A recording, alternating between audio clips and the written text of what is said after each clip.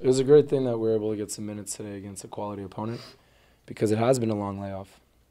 Jesse's given days off sporadically, but the idea is to continue to work hard throughout the week. And I feel like the guys have done a great job of doing that. So we're excited not only to start playing again, but for it to be in a competition such as the U.S. Open Cup. Historically, at least I guess over the past year, there's been some struggles coming off long buys for you guys. Mm-hmm. Do you think you've addressed any of that, looked at that this offseason, and maybe come at this a little bit in a different way? I think we're aware of it. It's not necessarily a talking point, but we know last year that there was a little bit of rust when we came off of the break.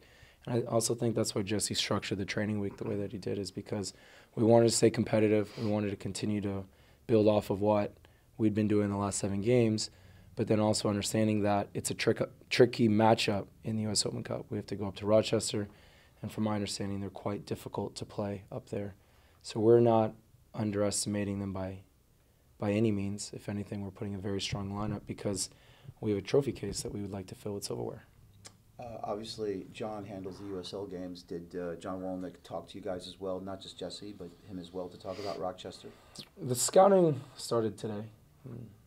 We were able to go out there and play against, like I said, a good opponent for about 20, 30 minutes, so we could get not only an understanding of how we want to play against Rochester, but also to get whatever rust may exist.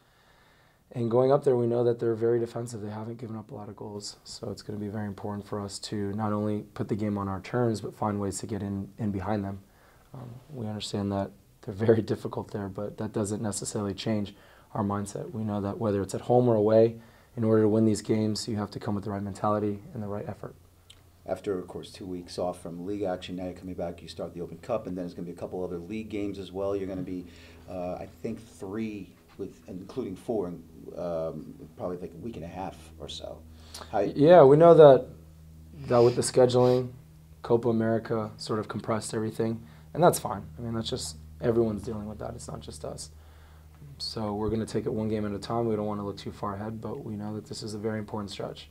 In the summer months, when you can start getting points, it's going to make it a lot easier towards the end, but you also just want to continue to find your bearings so that towards the end of the season, you're in great form.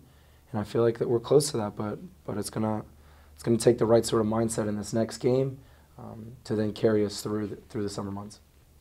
With the practices, you can kind of get a feel for how your team is playing, but with the scrimmage today, how do you feel like your team is coming along over the break? I felt like everyone's mindset was right. We could have had heavy legs. We could have said, oh, it's just an exhibition, it doesn't matter. But we wanted to go in there for however many minutes we played to win. And I believe we were winning when we got off the field. So that's going to give us confidence, but more than anything, this momentum that we spoke about before the break was that we were playing quite well. We were scoring a lot of goals. We weren't giving up too much. And we're hoping to continue to not only emulate that through, but be even sharper, whether it's scoring more goals or continuing not to concede. And if we're able to do that, then it's safe to assume that we should be able to get some results.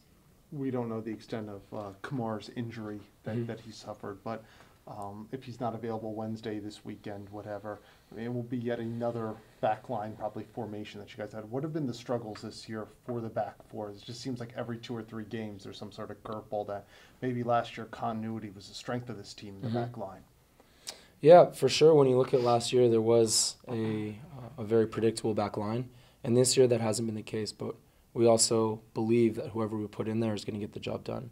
We believe in each player's quality, and that as we look to find our bearings, sometimes it's going to be with different players, but we also have the mindset of how we want to play. And if we're able to do that and bring the sort of effort that's required to grind out results, then I don't necessarily think we're going to be deterred or worried about who goes in there.